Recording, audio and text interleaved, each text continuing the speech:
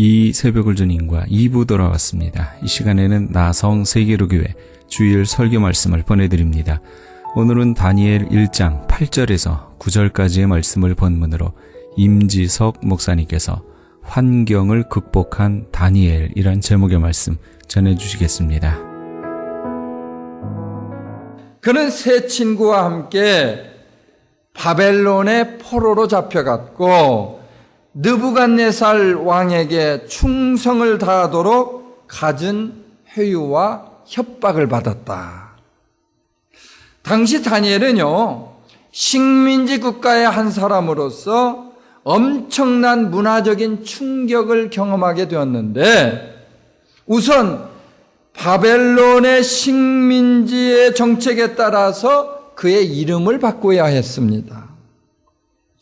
하나님이라는 뜻을 가진 엘의 사람에서 이방신인 벨의 사람으로 바꿨다. 좀 어려운 말인데, 하나님이 심판하신다는 의미의 다니엘이라는 이름에서 벨이여 그의 생명을 보존하소서 하는 뜻을 가진 벨드사살, 이렇게 이름을 바꾸게 되었던 것입니다. 그뿐만이 아니에요. 다니엘은 하나님의 백성이었음에도 불구하고 느부갓네살의 식민지 정책에 따라서 하나님을 배반하고 이방신을 섬기하는 그런 위험 가운데 처하게 되었던 것입니다.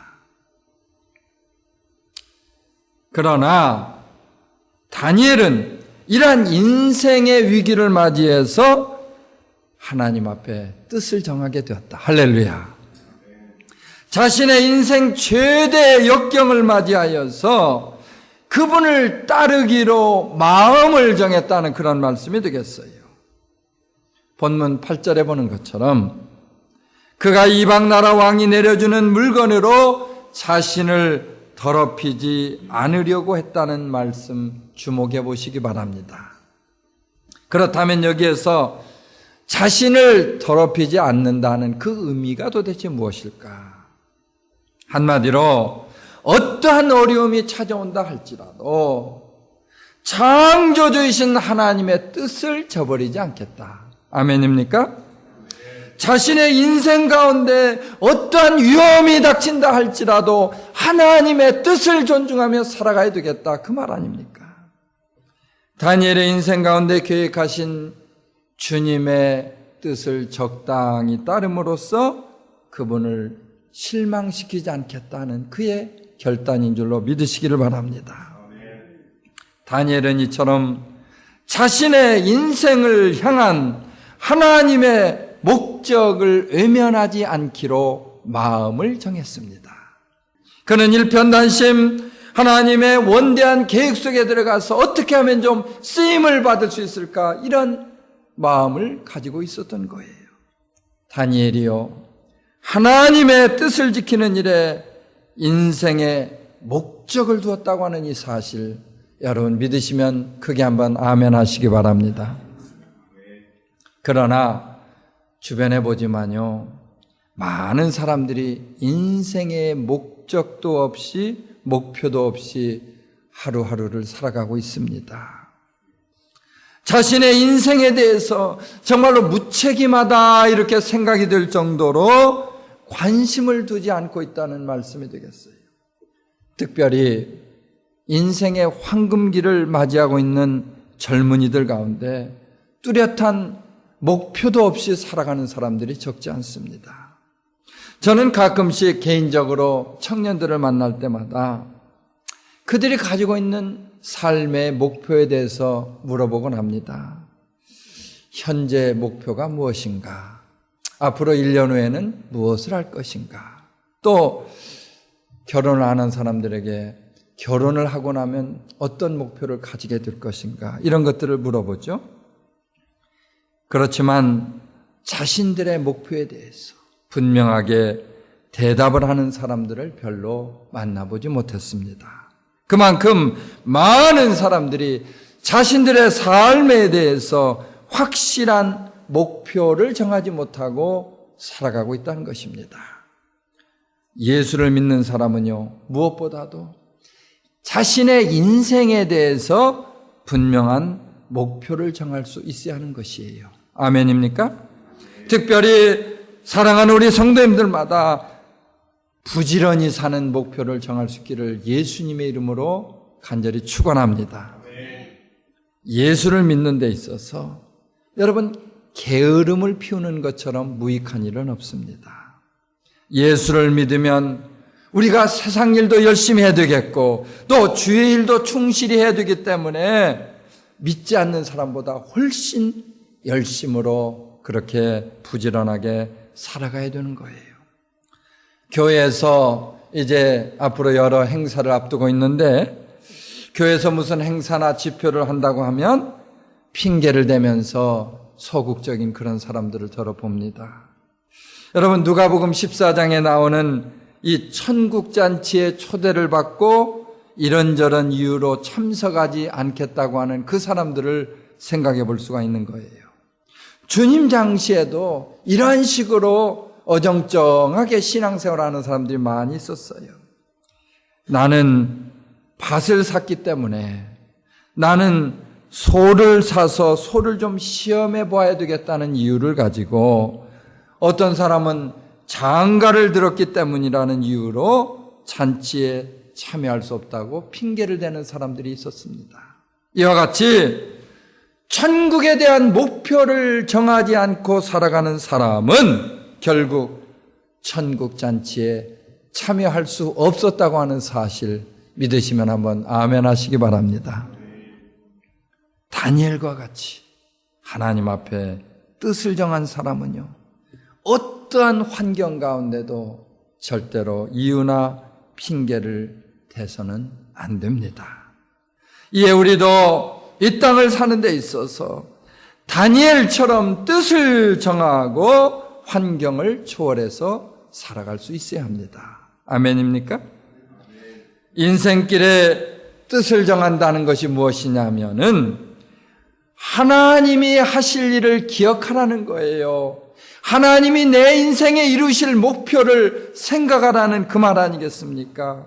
공부하는 학생이나 가정에서 가정일을 하는 주부나 사업을 하는 사람 할 것 없이 삶의 목표를 정할 때 삶이 분명할 수 있는 것입니다. 특별히 우리는 예수를 믿는 사람이기 때문에 예수를 믿는 사람으로서 하나님 앞에 우리의 중심을 들여서 뜻을 정해야 되겠다. 아멘입니까? 아무리 처해 있는 환경이 힘들고 어려울지라도 그분을 떠나서 세상과 타협하는 그런 일을 해서는 안 되겠다는 말이에요. 잠깐 경험할 수 있는 세상의 만족을 위해서 우리의 심령을 더럽히지 마시기를 바랍니다. 주님을 믿는 사람으로 우리는 정체성, 아이덴티티를 회복할 수 있어야 되겠는데 다니엘처럼 하나님만 알기로, 하나님만 섬기기로 그렇게 정하는 거예요. 아멘? 예. 따라서 여러분 우리의 삶에 어떠한 유혹이 또 어떤 어려움이 따를지라도 하나님의 자녀되었다고 하는 그 아이덴티티, 그 정체성, 이것을 지키심으로써 환경을 초월해서 하나님의 뜻을 이루어가는 저와 여러분 될 수 있기를 예수님의 이름으로 간절히 축원합니다. 두 번째, 다니엘은 뜻을 정하고 난 이후에 길을 구했다. 한번 또 따라 하시죠. 다니엘은 뜻을 정한 이후에 길을 구했습니다. 아멘. 그는요, 자신이 원하는 것을 분명한 목소리로 환관장에게 구하게 되었다. 환관장이란 어떤 사람이냐면 왕궁에 거하는 모든 신하들 또 시종들 이런 사람들 가운데 그들을 통솔하는 최고 책임자를 말하고 있어요. 왕의 절대적인 신임을 받아야 됩니다. 그리고 왕의 재반 모든 사물을 관장하는, 그저 오늘날로 굳이 말하자면 비서실장 정도 해당한다고 할까요? 그런 사람이 환관장이에요. 환관장은 이와 같이 철저히 왕의 명을 따라서 왕의 뜻을 이루는 그런 위치에 있던 그런 사람이었어요. 그런데 이 사람이 왕의 뜻을 따르기보다는 하나님의 뜻을 따라서 다니엘을 돕지 않고는 견딜 수가 없었다. 할렐루야. 그 이유는 무엇보다도 다니엘이 하나님 앞에 뜻을 정하고 길을 찾았기 때문입니다. 우리는 여기에서요, 환관장까지도 사용해서 다니엘을 도우시는 하나님의 특별한 계획을 발견할 수가 있습니다. 인간적으로 보면 상상하기도 힘든 일이지만 하나님은 환관장과 같은 그런 사람을 통해서도 다니엘을 도우실 수 있는 줄로 믿으시면 한번 아멘 하시기 바랍니다. 특별히 이러한 사실을 통해서 자신을 신실하게 따르는 사람들을 끝까지 보호하시는 하나님을 볼 수가 있습니다. 그분은 항상 믿음을 지키는 사람들 편에서 일을 하셨고, 그리고 그들의 삶 가운데 동행하시는 분이 되십니다. 다니엘의 전 환경을 보면요, 느부갓네살의 말을 듣지 않고는 한순간도 살아남을 수 없을 것처럼 보여집니다. 그러나 그가 그럼에도 불구하고 하나님 앞에 길을 찾았을 때 환관장을 통해서 그를 도와주셨어요. 아무리 삶의 길이 막혀있다 할지라도 하나님은 이처럼 그분의 방법을 통해서 길을 열어주십니다. 전지전능하신 하나님께는 우리를 도우실 수 있는 방법이 무궁무진하다고 하는 사실을 믿으시면 아멘 하시기 바랍니다. 그리하여서 이사야 선지자는요, 이사야서 55장에서 우리 가운데 이렇게 전하고 있습니다.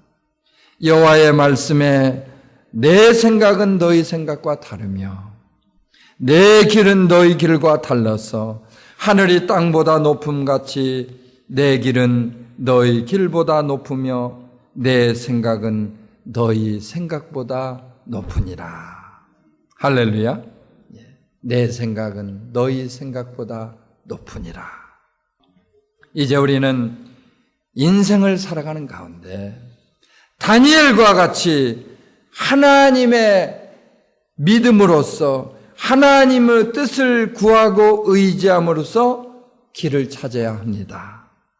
다니엘이 했던 것처럼요, 구할 수 없는 가운데 구하고 찾을 수 없는 가운데 찾을 수 있어야 한다는 말이에요. 다니엘은요, 길이라고는 전혀 보이지 않는 곳에서 길을 찾았는데 세상을 바라보면 길이 막혀 있지만 주님 안에 있으면 길이 보인다. 할렐루야. 길이 보인다는 거예요. 주님은 우리의 삶에 길이요 진리요 생명이 되시기 때문에 그분 안에서 참된 길을 발견할 수가 있습니다. 우리에게는 길이 없을지라도 능력의 주님께는 얼마든지 길이 있다. 할렐루야.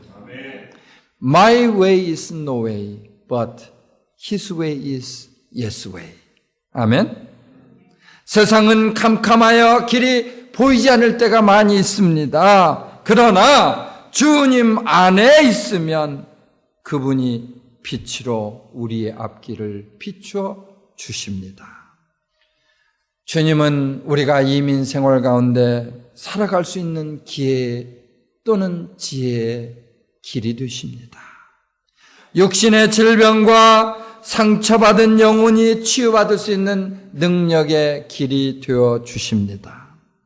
그분은 낙심과 좌절 가운데 소망의 길이 되어 주실 뿐만 아니라 인생에 있어서 참된 길을 찾기 원하는 사람들에게 온전한 길이 되어 주신다. 믿으시면 한번 아멘 하시기 바랍니다.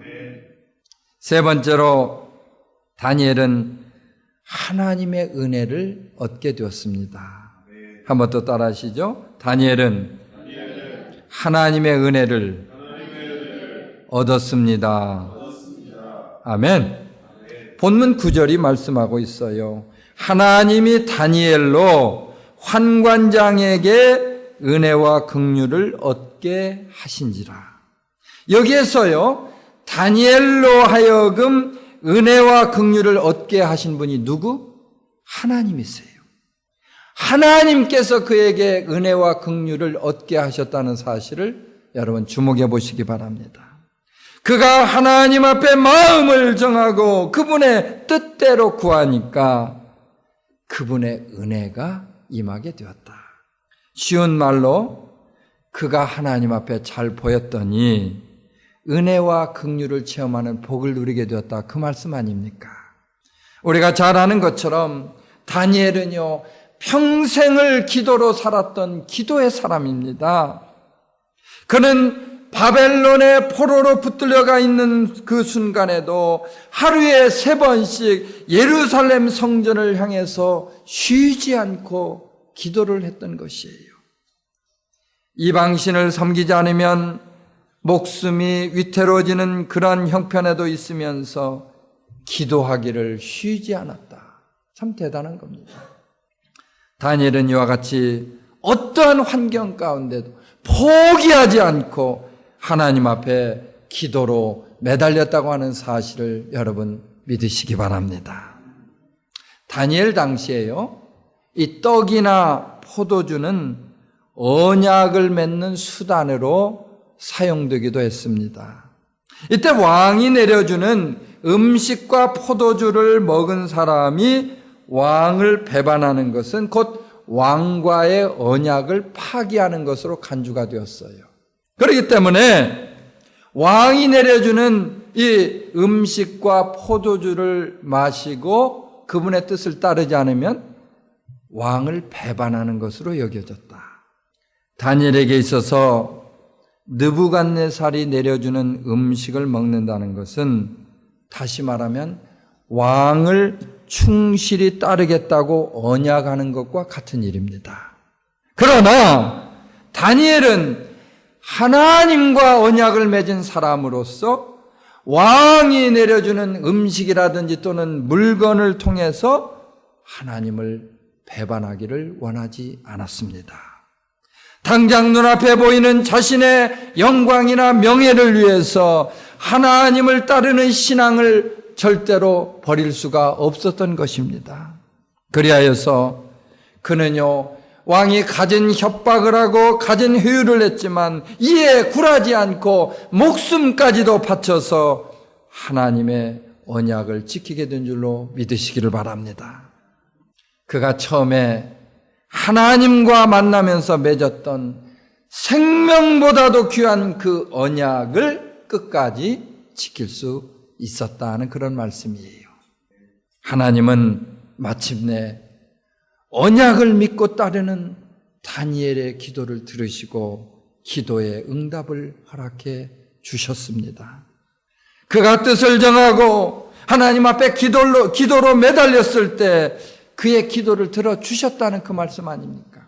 우리는 여기에서 하나님의 돕는 은혜가 환관장 같은 사람을 통해서도 나타나고 있음을 생각해 볼 수 있습니다. 당시 환관장은 어떤 사람이었습니까? 다니엘을 일거수일투족 감독해야 하는 위치에 있었지만 그는 최선을 다해서 다니엘을 돕게 되었다. 그 말입니다. 만유의 주제가 되시는 하나님께서 이제 환관장에게 은혜를 주심으로써 그가 다니엘을 돕지 않고는 견딜 수가 없었다는 말씀입니다. 주님은 당신과의 언약을 지켰던 다니엘에게 이와 같은 은혜를 허락해 주셨는데 세상이 이해할 수 없는 그런 방법을 통해서도 그를 지키고 인도해 주신 줄로 믿으시기를 바랍니다. 그런데 이러한 은혜는요, 다니엘뿐만 아니라 오늘날 그분의 언약 안에 있는 모든 사람에게 해당되고 있습니다. 그렇다면 우리가 어떻게 다니엘이 누렸던 이러한 은혜를 체험하며 살아갈 수 있을 것인가? 우리는 무엇보다도 다니엘과 같이 믿음의 기도를 통해서 하나님의 언약 안으로 들어갈 수 있어야 합니다. 할렐루야. 우리는 그분의 이름으로 기도하고 그분은 이에 응답하신다고 하는 것이 언약의 핵심이에요. 우리는 기도할 뿐이고 그분은 우리의 기도에 응답하십니다. 아멘. 그리하여서 믿음으로 행하는 기도를 통해서 우리의 삶을 묶고 있는 모든 이방 땅과 같은 환경을 극복할 수 있기를 바랍니다. 믿음으로 기도하는 사람에게 하나님의 은혜가 임하고 그분의 은혜가 임할 때 우리의 대적 같은 사람도 우리를 도울 수가 있다는 말씀 아니겠습니까?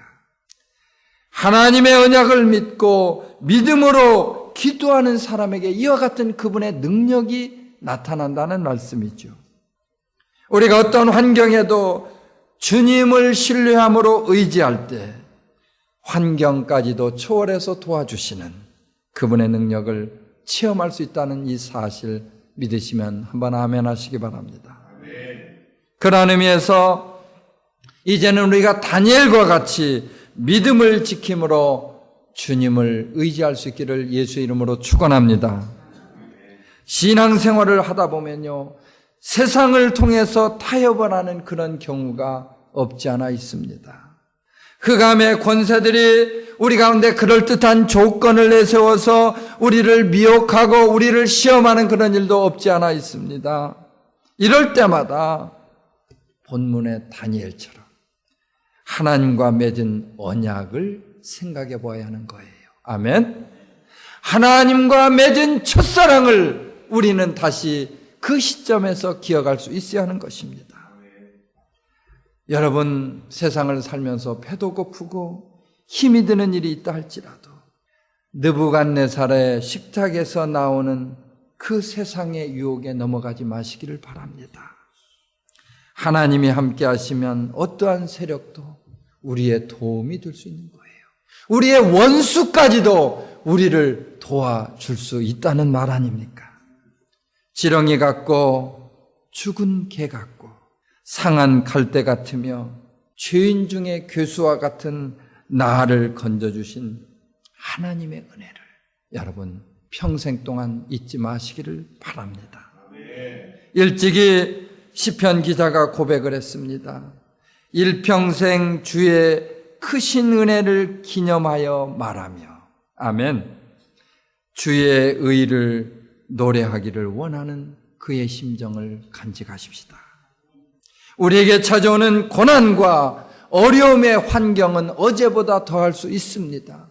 어제보다 더 어려운 삶이 될 수 있겠어요. 그러나 주님을 의지함으로 마음을 정하고 그분에게 구할 수 있기를 바랍니다. 제가 바라기는 우리 나성세계로교회 문화를 드나드는 여러 성도님들마다 다니엘처럼 하나님 앞에 마음을 좀 정하세요. 그리고 믿음의 기도를 통해서 세상 가운데 길을 찾지 마시고 그분 안에서 길을 찾음으로써 그분이 도와주시는 것을 바라보며 살아갈 수 있게 되기를 예수의 이름으로 축원합니다.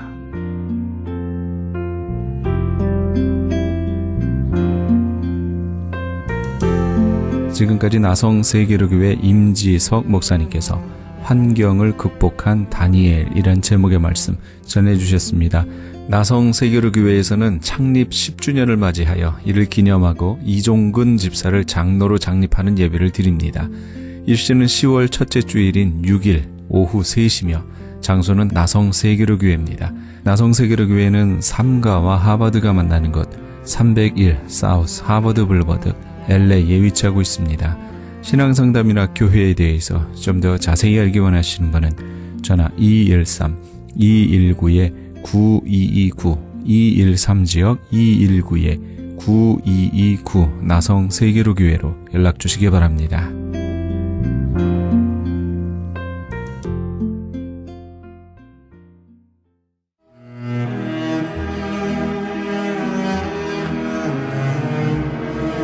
크리스천 헤럴드는 신문과 라디오는 물론 TV, 인터넷을 통해 예수님의 복음을 가장 멀리, 가장 많이 전하는 종합 미디어입니다.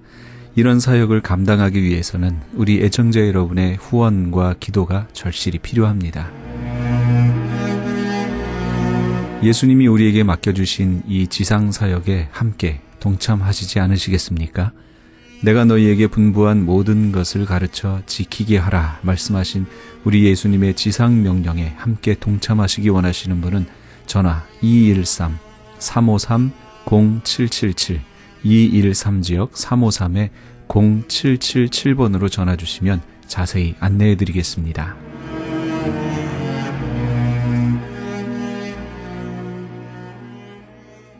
지금 여러분께서는 AM 1650과 인터넷을 통해 미 전역과 전 세계에서, 하와이에서는 AM 1540으로 방송되는 크리스천 헤럴드의 이 새벽을 주님과 2부 함께하고 계십니다.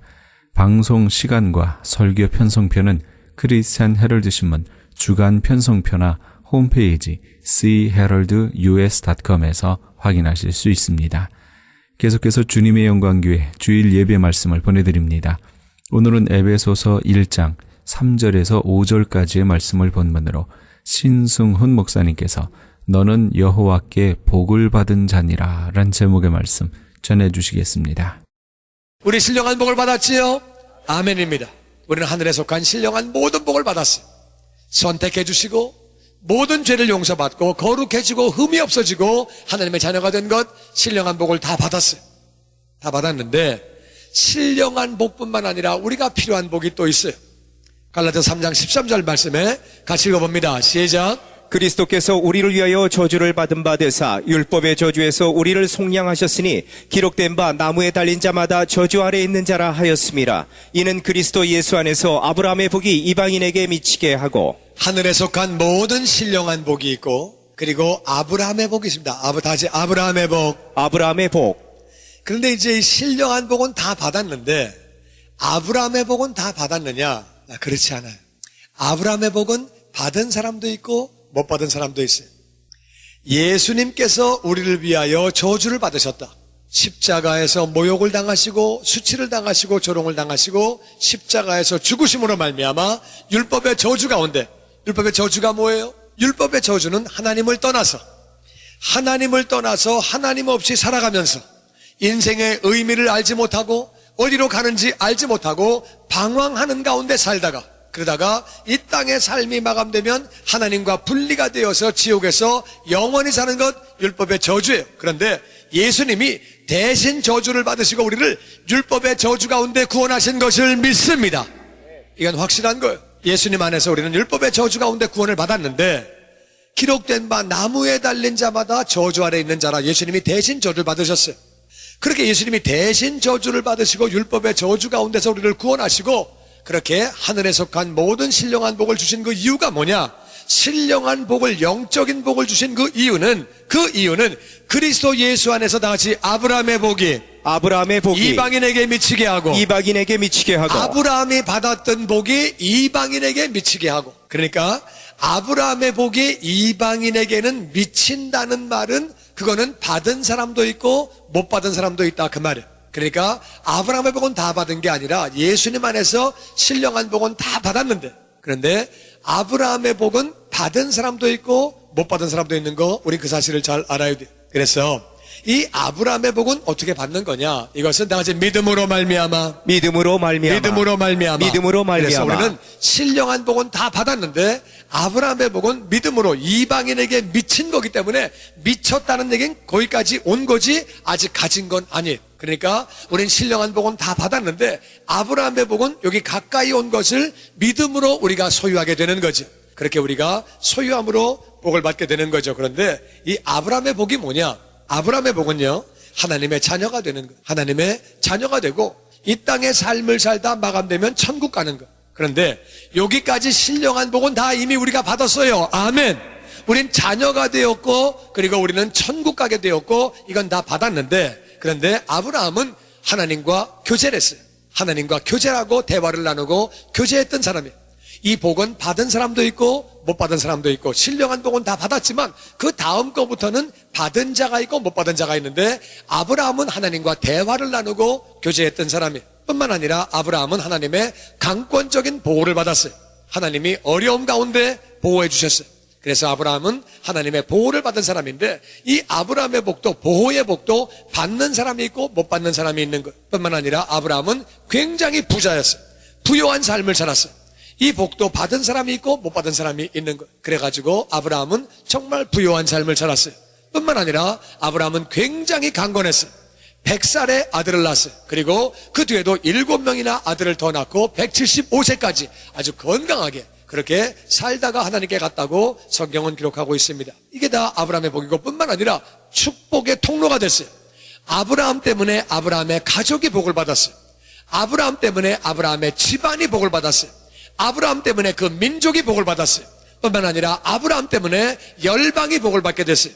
그래서 아브라함의 복은 자녀와 천국까지 신령한 복은 우리가 다 받았지만 그 다음에 나오는 아브라함의 복은 받은 자도 있고 못 받은 자도 있다 그 말이에요. 그러면 이 아브라함의 복을 어떻게 받는 거냐? 믿음으로 받는다고 그랬는데 믿음으로 받는다는 말이 무슨 말이냐? 오늘 창세기 26장에 우리 이삭의 이야기를 통해서 같이 우리가 은혜를 나누기 원합니다. 창세기 26장을 교독하죠.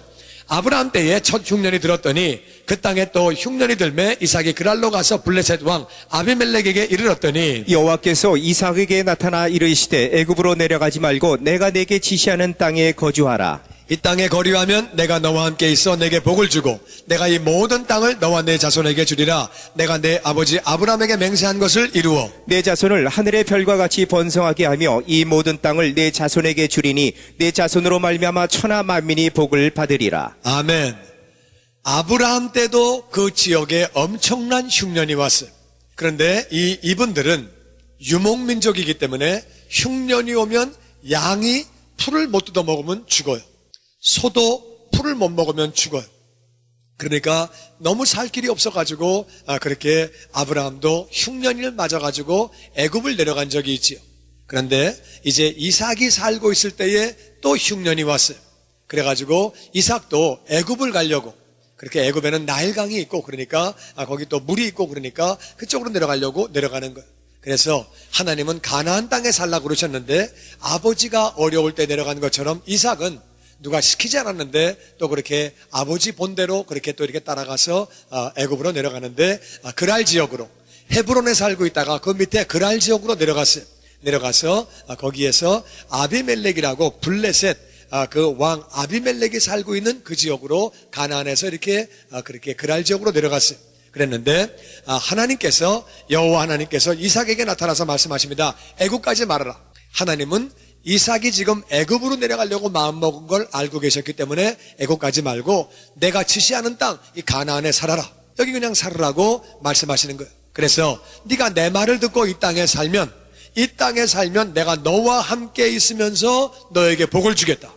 하나님이 함께 계시면서 복을 주면 그것이 인생의 가장 중요한 것인 줄로 믿습니다. 내가 함께 있으면서 복을 주겠다 뿐만 아니라 내가 이 모든 땅을 너와 내 후손에게 다 주리라. 내가 내 아버지 아브라함에게 맹세한 것을 다 이루고 네 자손이 하늘의 별과 같이 번성하게 되고 이 모든 땅을 내 자손에게 주리니 내 자손으로 말미암아 천하 만민이 복을 얻으리라. 바로 메시아를 약속했던 내 자손으로 모든 민족이 복을 얻는 메시아 약속을 그대로 또 하고 계시면서 이렇게 아브라함에게 준 복을 내가 너에게 주겠다고 말씀하시는 거예요. 그러니까 이삭아 너 힘든 거 아는데 흉년 맞이해서 가려고 하는 마음을 아는데 내가 예견 땅에 그냥 거기 살아라. 내가 살라고 하는 땅에 살아라. 그래서 내 말을 들으면 거기 살면 내가 너에게 복을 부어주마. 그리고 아브라함에게 약속한 모든 거 내가 다 이루어주마. 그러니까 거기 살아라. 이렇게 하나님이 말씀하시는 거예요. 그런데 이제 이삭이 어떻게 반응했는지 6절부터 같이 봅니다. 이삭이 그랄에 거주하였더니 그곳 사람들이 그의 아내에 대하여 물음에 그가 말하기를 그는 내 누이라 하였으니 리브가는 보기에 아리따움으로 그곳 백성이 리브가로 말미암아 자기를 죽일까 하여 그는 내 아내라 하기를 두려워함이었더라. 이삭이 그래서 그 명령을 듣고 그랄에 그냥 사는 거예요. 애굽을 내려가려고 가다 말고 거기서 그냥 그랄에 그냥 사는 거예요. 사는데 그곳 사람들이 그 아내에 대해서 자꾸 물어보는 거예요. 누구야? 되게 이쁘네. 누구야? 자꾸 물어보는 거예요. 그러니까 그는 내 동생이에요. 이 이삭은요 아버지가 한 것을 본 적도 없는데 아버지가 한 대로 똑같이 합니다. 우리가 알아야 되는 거예요. 아버지가 엄마를 동생이라고 할 때 이삭은 태어난 적도 없어요. 근데 아버지 거 그대로 본받아가지고 동생이라고 말하는데 그 이유는 리브가는 보기에도 아리따움으로 그곳 백성이 리브가로 말미암아 이삭을 죽이고 그리고 그 아내를 뺏어갈까봐 그래서 아내라고 말하기를 두려워했다. 시어머니도 예쁘고 며느리도 이쁘고 이 집안은 이쁜 여자들이 들어오는 집안인가 봐. 이 남자들이 이쁜 여자만 찾는지 어떻게 이쁜 여자들이 왔는지 하여튼 그런 집인데 근데 이쁜 여자를 데리고 사니까 불안했대. 두려웠대. 제가 그거를 이해 안 되는 거 아니에요. 하여튼 너무 예뻐가지고 마음이 불안한 거예요. 너무 예뻐가지고 아이고 그래가지고 남편이라고 그러면 남의 나라가 사니까 그냥 칼로 찔러 죽이고 뺏어가면 안 되니까 동생이에요 그렇게 하면서 그렇게 살았다는 거예요. 자, 그 다음에 우리 8절 말씀 계속 봅니다. 이삭이 거기 오래 거주하였더니 이삭이 그 아내 리브가를 껴안은 것을 블레셋 왕 아비멜렉이 창으로 내다본지라. 이에 아비멜렉이 이삭을 불러 이르되 그가 분명히 내 아내건을 어찌 내 누이라 하였느냐. 이삭이 그에게 대답하되 내 마음에 그로 말미암아 내가 죽게 될까 두려워하였음이로다. 아비멜렉이 이르되 내가 어찌 우리에게 이렇게 행하였느냐. 백성 중 하나가 내 아내와 동침할 뻔하였도다. 내가 죄를 우리에게 입혔으리라. 아비멜렉이 이에 모든 백성에게 명하여 이르되 이 사람이나 그의 아내를 범하는 자는 죽이리라 하였더라. 아멘. 이삭이 그래서 그랄 지역에 오랫동안 살았어요. 애굽을 가려고 하다가 이삭이 거기 오래 살았는데 어느 날 이삭이 아내를 끌어안은 것을 왕이 창으로 봤어요. 왕이 밥 먹고 할 일이 없는지 남의 집 창문 쳐다보고 앉아있다가 남편이 아내 끌어안은 걸 봤어요. 이거 뭐야, 남매네들이 둘이 끌어안고 앉았네? 이렇게 된 거예요. 그래가지고 왕이 이삭을 불렀어요. 일로 좀 와라.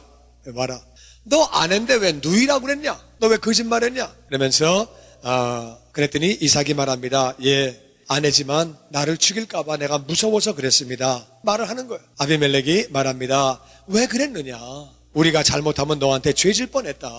그러니까 왜 그랬느냐 이렇게 말을 하는 거예요. 이 이삭은 왜 애굽으로 가려고 했는지 우리 그걸 잘 이해를 해야 돼요. 애굽에는 나일강이 흘러갑니다. 물이 많고 첫 번째는 애굽은 큰 도시예요. 큰 도시고 그 당시에는 제일 발달한 나라가 애굽이에요. 그리고 애굽에는 많은 나라 사람들이 모입니다. 그리고 애굽에는 흑인들이 살아요.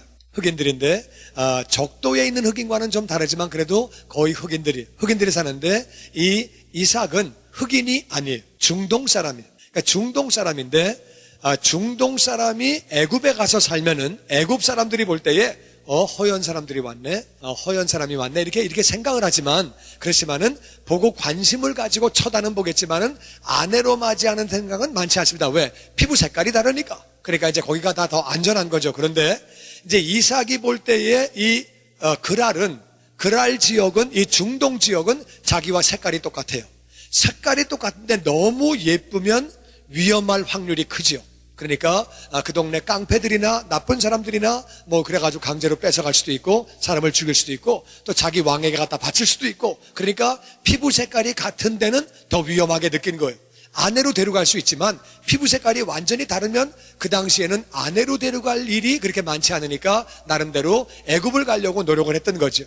그런 상황 가운데서 너무 이제 하나님이 명령을 하니까 이렇게 거기에 순종하고 사는데 드디어 임금이 이제 부르게 된 거죠. 그래가지고 사실대로 내가 죽게 될까봐 두려워서 그렇게 여기 있었다고 얘기를 합니다. 그런데 우리가 여기서 느낄 수 있는 것은 물론 이삭이 자기 아내를 동생이라고 말한 건 잘못된 거예요. 거짓말한 건 잘못된 거지만 그래도 거짓말을 하면서라도 하나님 명령을 순종하려고 하는 귀한 모습 보게 됩니다. 그러니까 좋은 쪽을 보면은 하여튼 거짓말을 해서라도 순종하려고 애를 쓰는 모습을 보는 거고 뭐 나쁜 쪽을 보면은 그렇다고 왜 거짓말을 해? 왜 동생이라고 왜 그래? 부인을 갖다가 이건 잘못된 거죠. 그런데 하여튼 왕이 그 현장을 보게 됐어요. 그래가지고 오라고 그래가지고 말을 합니다. 잘못하면 우리 백성 중에 하나가 네 아내와 동침할 뻔했다. 그러면 내가 죄를 우리에게 입혔어요. 우리가 죄질 뻔했다. 그러면서 아비멜렉 왕이 말을 합니다. 이에 모든 백성들에게 명령을 해서 이 사람이나 그 아내를 범하는 자는 죽이리라. 잘 보세요. 왕은 자기 백성을 보호하고 백성 편이래야 돼요? 나그네 편이래야 돼요? 제 질문이 어렵지 않지요? 왕은 자기 백성을 봐줘야 되는데 지금 이삭은 나그네예요. 나그네인데 남의 나라 와가지고 거짓말한 사람이에요. 근데 희한하게 왕이 뭐라고 그러느냐? 앞으로 이 사람과 이 사람 안에 건드리면 내가 죽여버린다. 무슨 왕이 그렇게 말을 합니까? 이건 말이 안 되는 얘기예요. 왕이 야 일로 와. 임마 무슨 아내를 동생이라고 거짓말을 해 이 자식이 이렇게 가 나가. 이게 왕이 그렇게 하는 거지. 거짓말 똑바로 살아 앞으로 똑바로 뭐 이제 그렇게 얘기를 하든지 그래야지 그게 왕이죠. 왕이 그냥 거짓말했음에도 불구하고 앞으로 이 남자하고 이 여자 건드리면 내가 다 죽여 이렇게 되는 거예요. 이것이 하나님의 은혜인 줄로 믿습니다.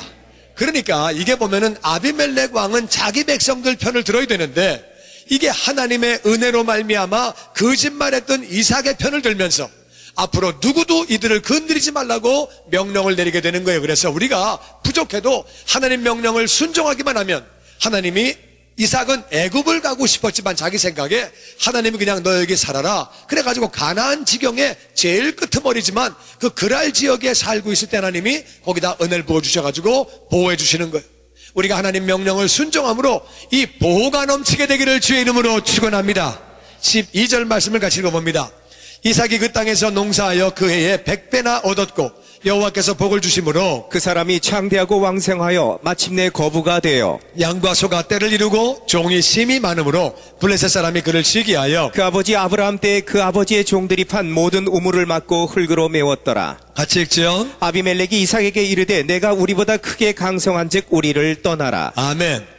이삭이 그 땅에서 농사를 지어서 그 해에 100배를 얻었대요. 여러분 아무리 비즈니스를 잘해도 한 해에 100배가 되는 건 없습니다.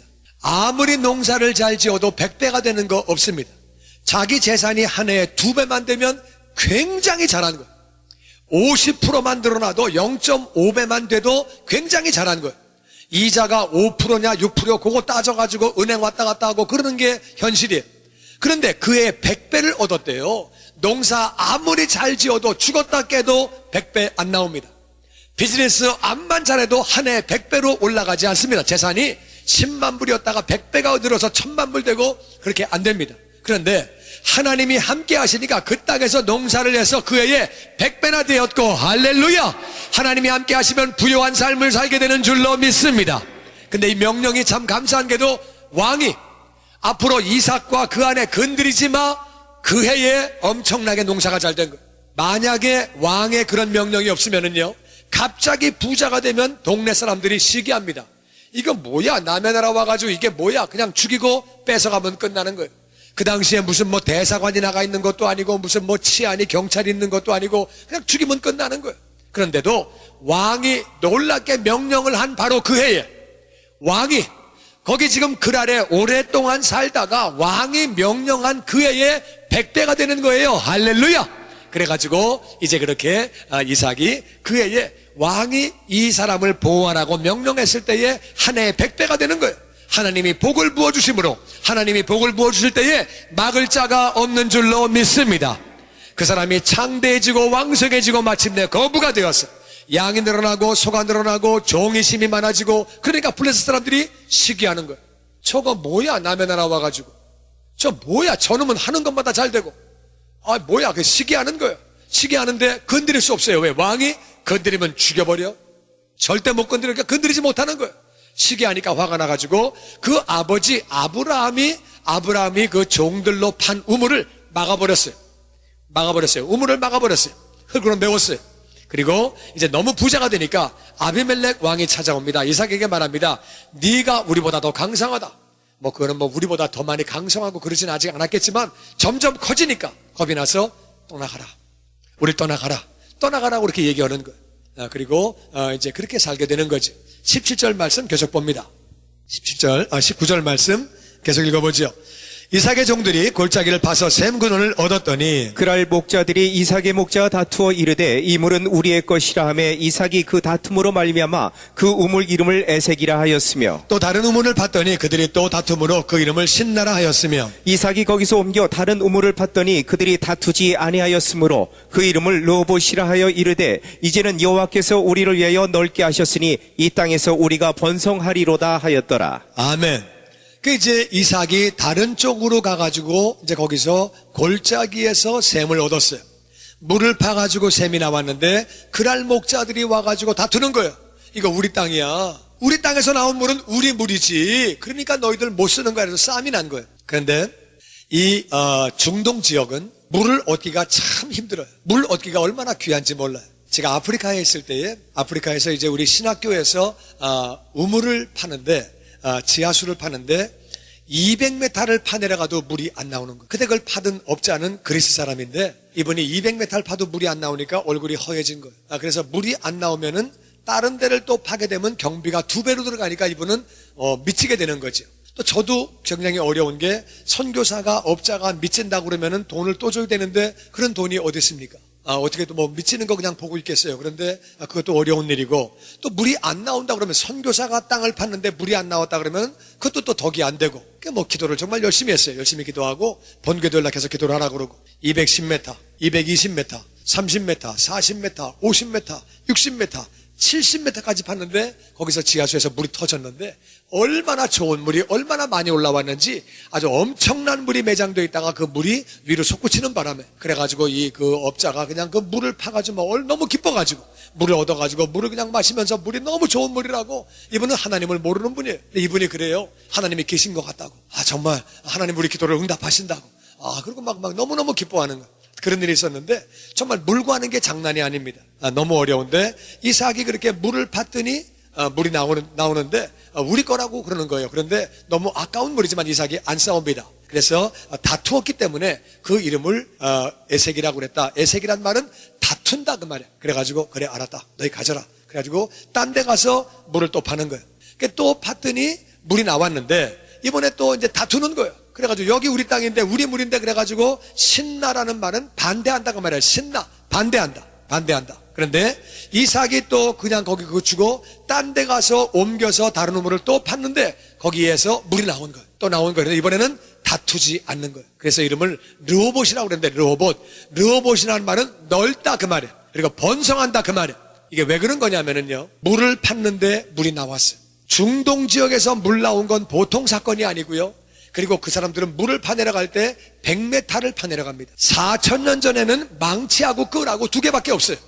그걸 가지고 파내려가다가 100m를 파다가 무너지면 죽는 거예요. 물 안 나오면 황당한 거예요. 그러니까 그렇게 파가지고 물이 나올 수 있고 안 나올 수 있는데 이삭이 파니까 물이 나오는 거예요. 그래가지고 싸움이 났는데 그냥 주고 딴 데를 토파니까 또 물이 나오는 거예요. 물이 또 이렇게 나왔는데 또 싸워서 또 준 거예요. 그런데 3번째 봤더니 물이 또 나오는 거예요. 이때는 블레셋 사람들이 놀랍니다. 이럴 수가 있냐 말이야. 어떻게 파는 데마다 물이 나오냐. 그때는 못 건드리는 거예요. 이건 뭐가 있다. 저 사람은 일반 사람이 아니다. 보통 사람이 아니다. 어떻게 파는 데마다 물이 나오는지. 그래서 3번째 물을 봤을 때는 이분들이 근접하지 못하고 못 오는 거예요. 그러니까 됐다 이제 넓은 땅을 우리가 차지하게 됐고 이제 우리가 번성하게 됐다고 그렇게 이삭이 말하는 그런 모습을 보게 되는 거예요. 여러분 하나님이 함께 하시면 기적이 나타나는 줄로 믿습니다.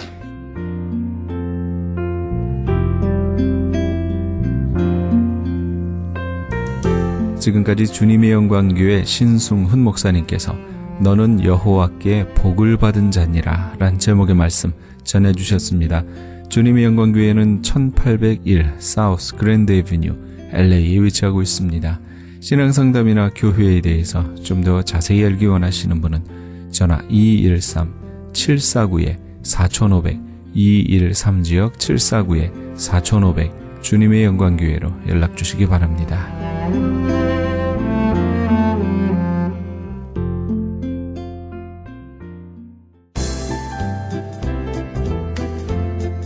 CHB 건강 칼럼. 안녕하세요. 건강 칼럼 59번째 시간입니다. 오늘은 여성 질환과 남성의 질환에 대하여 알아보겠습니다. 여성은 남성보다도 수많은 질병에 시달리고 있는데 여성들은 아기를 낳고 적지 않은 집안일을 하면서도 자신의 건강에는 무관심한 경우가 많습니다. 여성 질환으로는 자궁벽에 염증이 일어나는 자궁경관염이라고 출산 후 또는 임신 중절 후에 세균에 감염되어서 냉이 나오는 것을 말하고 또한 여성들에게 사람들에게 가장 흔한 자궁 경부암은 약간의 출혈은 있는데 통증은 전혀 없는 것도 있고, 작은 긍종이라고 월경 주기와 관계없이 한 달 내내 조금씩 출혈이 생기거나 변비나 신경혈관이 눌려서 허리가 아프거나 소변 보는 것이 순조롭지 못하는 것도 있습니다. 그리고 젊은 여성에게도 잘 나타나는 자궁 내막증이라고 있는데, 생리통이 심하거나 월경이 끝났는데도 복통 또는 요통이 2, 3일 더 지속된다면 그것은 체질적인 것이 아니라 자궁 내막증이라고 볼 수 있습니다. 개복수술, 즉 배를 열어보아야 양성인지 악성인지 구분되는 난소 종양은 월경은 평소처럼 잘 나오는데 아랫배에 팽팽한 느낌이 들고 불쾌감이 들기도 하는 질환입니다. 이 밖에도 외음 소양증, 급성 외음 궤양이라는 여성 질환이 있습니다. 남성의 대표적인 전립선 질환은 보통 40세 이후가 되면 전립선 비대증과 전립선 암 등의 질환을 갖게 되는데, 이러한 질환의 증상은 매우 다양하며 심지어는 증상이 없을 수도 있지만 나중에는 소변 장애를 일으킵니다. 증상을 보면 소변을 볼 때 시작이 어렵다, 소변 줄기가 가늘어진다, 소변을 보는 횟수가 많아지고 소변을 참기 어렵다, 소변 줄기가 일정하지 않고 끊긴다, 밤에 자신의 의지와는 관계없이 오줌을 싸는 야뇨증이 있다, 소변에서 피가 난다, 배뇨 시 방광에 있는 소변을 모두 배출시키지 못하므로 뒤끝이 찝찝하다라는 생각이 들면 전립선 증세가 있구나라고 생각하시고 반드시 청소를 해야만 합니다. 여성 질환과 남성 질환의 치료법으로 수술적 치료와 약물 요법이 있습니다만 이 방법들로는 완치되기가 어렵고 또한 예방이 될 수 없습니다. 여성의 자궁 질환과 남성의 전립선 질환의 치료와 예방에는 세균과 싸워서 이길 수 있는 면역력을 높여주는 것이 중요합니다. 답은 혈액순환에 있습니다. 혈액순환이 제대로 이루어지지 않으면 세균과 싸우는 백혈구가 약해져서 질병이 생기게 됩니다. 옷의 한 부분이 더러워졌을 때 부분적으로 세탁하는 것이 아니라 전체를 세탁하는 것처럼 여성 질환, 남성 질환만의 부분적 치료를 하기보다는 혈액순환이 잘 되도록 해서 백혈구가 세균과 싸울 수 있는 환경을 조성해주면 생리통, 자궁의 물혹, 전립선 질환 등은 감쪽같이 사라지게 됩니다. 저는 여기서 무슨 병에든지 큰 효과를 줄 수 있는 신비한 기적의 영양제 M3를 소개합니다. 유태인 특수 영양제로서 3일이면 몸에서 말해줍니다. 무료 건강 상담과 기적의 영양제 M3에 관한 문의는 213-435-9600번 213-435-9600입니다. 감사합니다.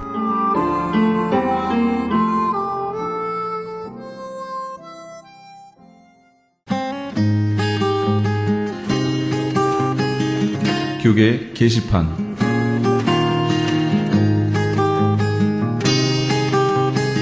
미주 지역 목회자 초청 계시록 세미나가 정대철 목사가 담임으로 심호하는 프레이즈 교회에서 박만영 목사를 강사로 열립니다. 전 세계는 무서울 정도로 주의 재림의 때가 다 되었음을 알려주는 종말의 징조들을 쏟아내고 있습니다.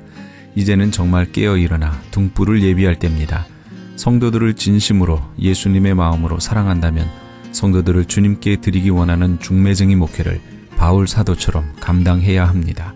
광고를 보신 목회자님들께 간곡히 부탁드립니다. 예수님의 다시 오심을 바라보며 등불을 예비하는 종들이 되시기 바랍니다.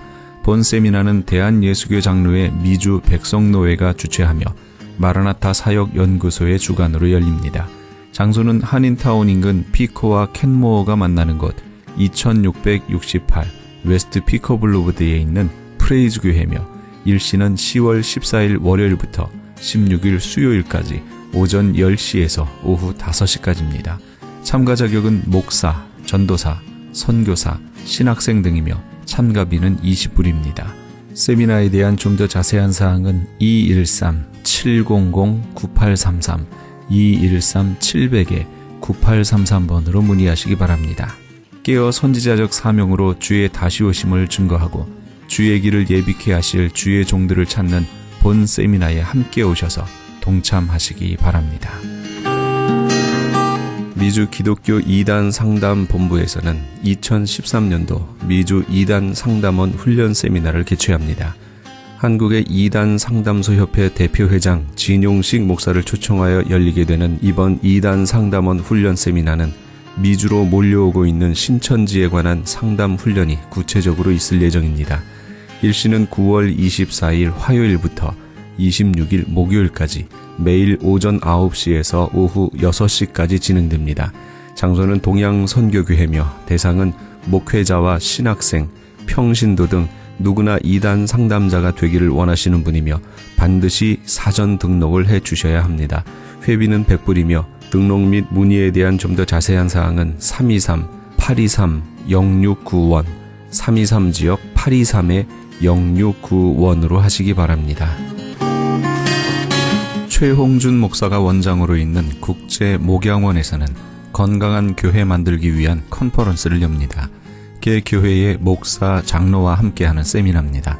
일시는 10월 8일 화요일부터 9일 수요일까지며 장소는 나성 영락교회입니다. 자세한 문의는 949-751-8507, 949지역 751-8507번으로 하시기 바랍니다. 이영선 목사가 단장으로 있는 남가주 미랄 선교단에서 제16회 장학기금 모금 후원의 밤 행사를 개최합니다. 남가주 미랄 선교단은 지난 2001년부터 지금까지 총 149만 6,600달러의 장학금을 지급해왔으며 올해에는 94명의 장애우 학생들에게 15만 8천 달러를 수여하기도 했습니다. 특별히 이번 찬양의 밤 행사에는 CCM 가수 소향과 아메리칸 아이돌 한희준 군이 각각 초청될 예정입니다. 일시는 10월 25일 금요일에는 ANC 온누리교회에서, 10월 26일 토요일에는 남가주 사랑의 교회에서, 10월 27일 주일에는 베델 한인교회에서 있을 예정입니다. 좀 더 자세한 문의는 714-522-4599, 714지역 522국에 4599번으로 하시기 바랍니다. 교계 게시판에 대한 좀 더 자세한 사항은 크리스천 헤럴드 신문 교계 소식란을 참조하시기 바랍니다.